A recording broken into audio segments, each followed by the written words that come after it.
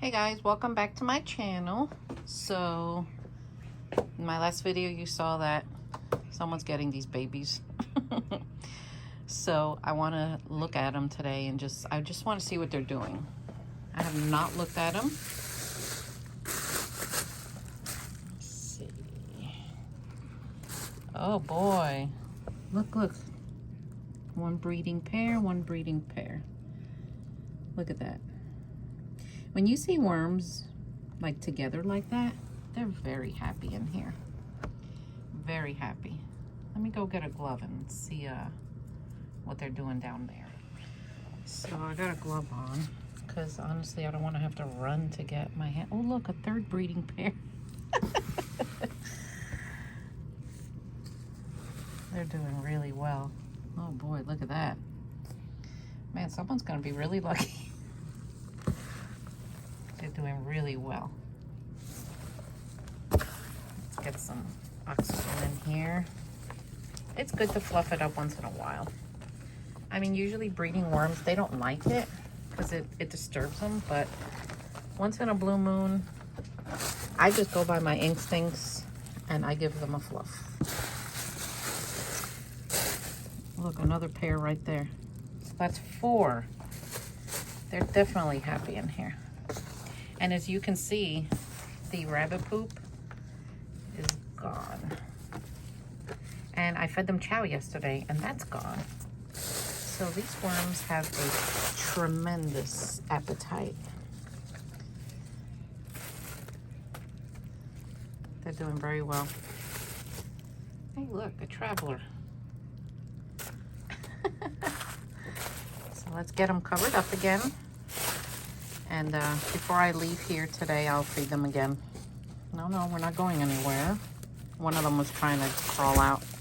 And you know what, y'all? It's not, guys, it's not uncommon to find a worm once in a while on the floor.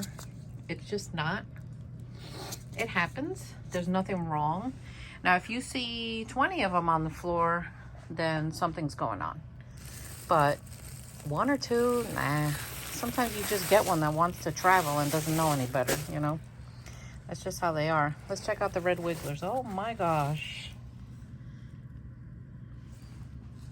They are doing amazing.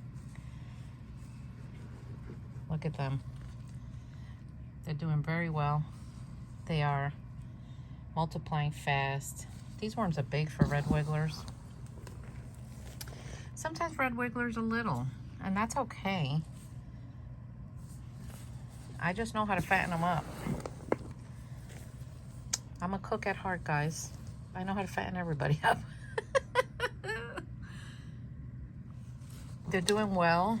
The moisture feels good. Oh, look, there's a cocoon right there. That one was just laid. So for those of you that don't know, worm cocoons, when they're just laid, they're like this little yellow lemon-shaped thing. They're light in color. And when they're about to hatch, they turn like maroon. They turn dark. And that's how you kind of know that, you know, something's about to happen. I have seen them coming out of the actual egg. It is so cool to watch. It's like watching a live birth. It's really nice to watch. So, you know what else I noticed too? When I don't know if you guys notice this. When I use coconut coir as my bedding, they move through it, obviously back and forth. I think the tunnels that they create in it sink down eventually, and it creates, the coconut coir becomes this flat surface. And I don't know why I really like it. I like the flat surface look. It just seems neater to me. It just seems like there's, I guess, not so much chaos. So I just fluffed up that part. So look at this part. See how flat it is? I don't know if you guys have noticed that, but I've noticed that lately. I'm using coconut coir more because peat moss is like hard to find right now. I have to wait till spring. And the peat moss I do have, I'm saving it for shipping worms because I like to ship worms and peat moss. So when it comes back in the spring, I'm gonna buy several containers so I don't run out. But look how pretty they are. They're looking worms. These are the best composting worms in the world. The Eisenia fetida, or Eisenia fetida. I don't know what the actual name is. But you guys know what they are. We all do. So they're doing well in this bedding. All right. And I fed these yesterday too, and look. The new chow I made, man, it is gone. They are loving it. Thank you for those of you that have purchased the chow on my website. I got a message yesterday saying that the ladies' worms are like little worm hogs because they're actually loving the chow. Thank you so much for sending me that message. I really appreciate it. As you all know, I have a worm home business here, and I don't have like any staff or anything. Joe helps me with everything that he can, but I do the majority of this part. And I really appreciate the nice comments and the thank yous, because I work hard in here, guys. I do. Worm farming is no joke. But, I've been doing this so long that even though I sell them, I don't look at it as a job. It's more like, I don't know, like a really nice hobby or a form of therapy. Look, there's another pair right there. When some people get stressed, they read books or they do yoga. I do a lot of things. I sew, I cook, I crochet, even though right now crocheting is really hard for me because of my hands. But, I worm farm. When I'm stressed, I come play with these guys. These guys are very forgiving. They let me do anything to them. I just find peace doing this. And I know that a lot of you feel the same way. And some people think it's a little weird, but that's all right. It's okay. I don't think it's that weird, because without worms in the world, can you imagine what we would have out there in the world as far as like when an animal passes away? I mean, the worms, besides the predators that come and eat it, the worms take care of the rest. They do. They're amazing. They eat all the leaf litter.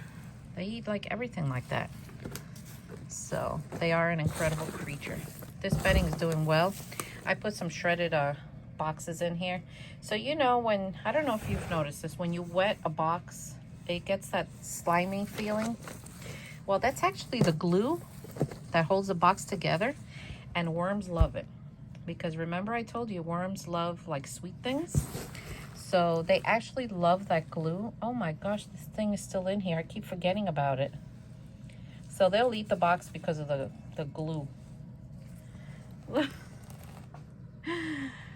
This avocado just keeps growing and growing, but I'm at the point where I don't know which end is up. Is it this? Or is it this? I don't know. What do you guys think? Think I should plant from here down?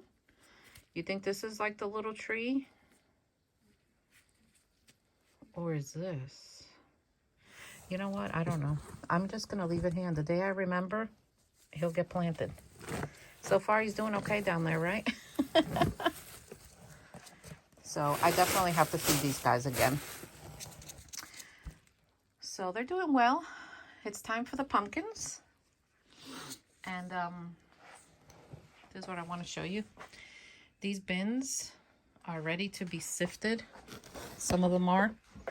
So what I do is a couple of days before I sift them, I come in and I fluff them up so they dry out a little bit, because sifting when this bedding is wet is very difficult. So I give it a fluff and it starts drying, and it just makes life easier. So this bin has been, since I set it, about 21 days, about 3 weeks. So it's time to sift it out and get the cocoons out. Well, anyway, I hope you enjoyed this video. And I'm going to keep taking care of some of the babies over there. And subscribe and like, and I'll see you next time. Take care.